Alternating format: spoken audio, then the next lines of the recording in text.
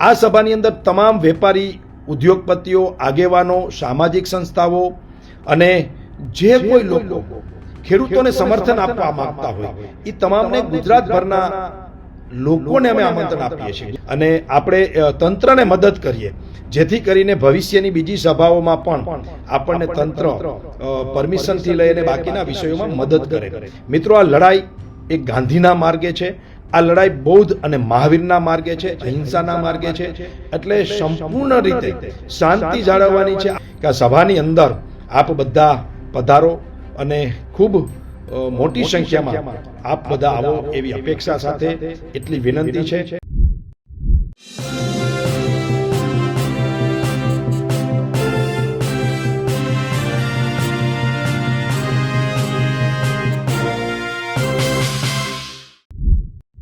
રાષ્ટ્રીય ખેડૂત નેતા રાકેશ ટિકૈત ગુજરાત આવી રહ્યા છે, મોરબી આવી રહ્યા છે.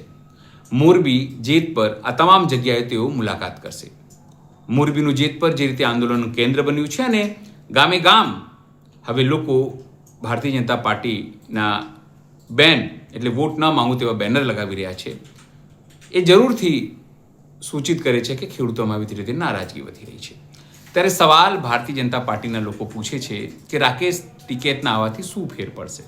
સવાલ એ છે કે રાકેશ ટિકૈત આવશે તો કમસે કમ ગુજરાતના ખેડૂતોની સ્થિતિ રાષ્ટ્રીય સ્તરે ચમકશે.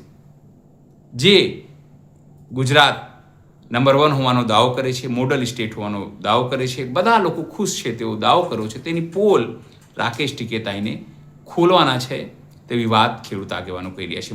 મોરબીમાં આમાં આઈપીસી ધારા 44 જે 163 BNS છે એ લાગવાની વાત કરવામાં આવી. 4 અથવા 4થી વધારે લોકોને જે ભેગા થવું હશે તો સરકારી પરવાનગી લેવી પડશે. તેને લઈને પણ થોડી નારાજગી પણ મનોજ પનારા છે જે લોકો આયોજક છે તે લોકો માની રહ્યા છે કે મોટી સંખ્યામાં લોકો આવશે. તેઓ અપીલ કરી રહ્યા છે કે તમામ લોકો પોતાની વાત લઈને આવે. નમસ્કાર, હું છું ચિંતામણી પુતનીલ પટેલ. સ્વાગત છે આપનો મારા કાર્યક્રમમાં. આવો સાંભળીએ મનોજ પનારા મુદ્દે શું કહી રહ્યા છે. દોસ્તો નમસ્તે, જય જવાન જય કિસાન. દોસ્તો, આપણે બધા આવતીકાલની રાહ જોઈ રહ્યા છીએ, એટલે કે તારીખ 8 શનિવાર સાંજના 8 વાગ્યાની રાહ જોઈ રહ્યા છીએ. કારણ કે રાકેશ ટિકૈત આપણી સભામાં આવવાના છે અને આપણે બધા જ માનીએ છીએ કે એમને સાંભળવા એક લહાવો છે. તો મિત્રો, આવતીકાલે તારીખ 8ના રોજ રવાપર રોડ ઉપર કેપિટલ માર્કેટના મેદાનની અંદર આપણી સભા, ખેડૂત સભા થવા જઈ રહી છે. મિત્રો, આ સભાનું આયોજન કોઈ પક્ષ, કોઈ વ્યક્તિ નહીં, પરંતુ સમગ્ર મોરબી જિલ્લાના ખેડૂતોએ કર્યું છે. એટલે આ સભાની અંદર તમામ ખેડૂતોને આમંત્રિત કરીએ છીએ. આ સભાની અંદર તમામ વેપારી, ઉદ્યોગપતિઓ, આગેવાનો, સામાજિક સંસ્થાઓ અને જે કોઈ લોકો ખેડૂતોને સમર્થન આપવા માંગતા હોય એ તમામને ગુજરાતભરના લોકોને અમે આમંત્રણ આપીએ છીએ, ગુજરાતભરના ખેડૂતોને આમંત્રણ આપીએ છીએ. હું તો મિત્રો તમામ પાર્ટીના આગેવાનોને પણ આમંત્રણ આપું છું. તમામ પાર્ટીના લીડરો પણ પક્ષાપક્ષીથી ઉપર વટી અને એક ખેડૂતના આ સંમેલનને, ખેડૂતને સમર્થન કરે એના માટે હું રાજકીય પાર્ટીઓ જે કોઈ છે એમને પણ આમંત્રિત કરું છું. સાથે સાથે મિત્રો, આપણે બધાએ આ જે સભા સ્થળ છે એ સભા સ્થળમાં ટ્રાફિક સમસ્યાનો એક મોટો વિષય રહી શકે એવી પરિસ્થિતિનું નિર્માણ થાય એમ છે.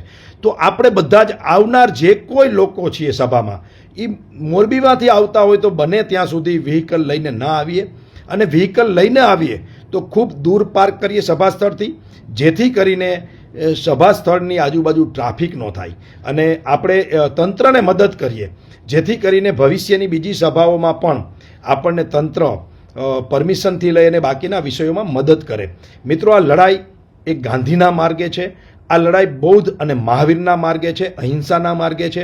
એટલે સંપૂર્ણ રીતે શાંતિ જાળવવાની છે. આવનાર સભામાં તમામ લોકોએ, ખેડૂતોએ સાથે સાથે આપણે પક્ષાપક્ષીથી ઉપર ઉઠીને, જાતિ ધર્મથી ઉપર ઉઠીને માત્ર ખેડૂત અને ખેડૂતના દીકરા તરીકે એક ખેડૂતોની જે પીડા છે એને સમર્થન આપવા માટે આ સભામાં જઈ રહ્યા છે. એ માનસિકતા સાથે આપણે બધાએ આ સભામાં જોડાવાનું છે. મારી આપ બધાને વિનંતી છે કે બોડી સંખ્યામાં આવો. હા, એટલું ચોક્કસ છે કે આ સભાનું સંચાલન અમારી ટીમ અને હું કરી રહ્યા છીએ, એટલે અમારું ફરજ છે, દાયિત્વ છે કે વ્યવસ્થિત રીતે આ સભા ચાલે અને પૂર્ણ થાય.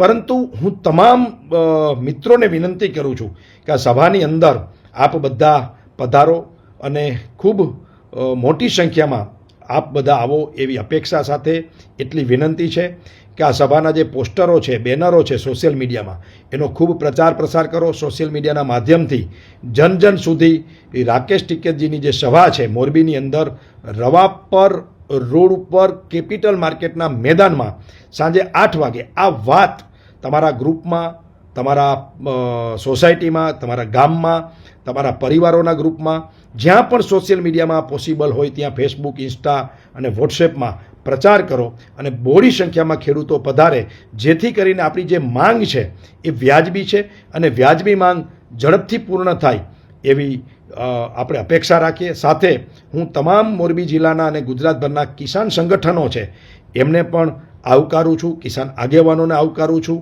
અને તમામ લોકો આ સભામાં આવે એવી અપેક્ષા રાખીએ છીએ. પણ સમય અને કાર્યક્રમની મર્યાદા રાખી અને વ્યવસ્થા જે છે એ વ્યવસ્થાના ભાગરૂપે આપણે બધાએ સહયોગ આપવાનો રહેશે.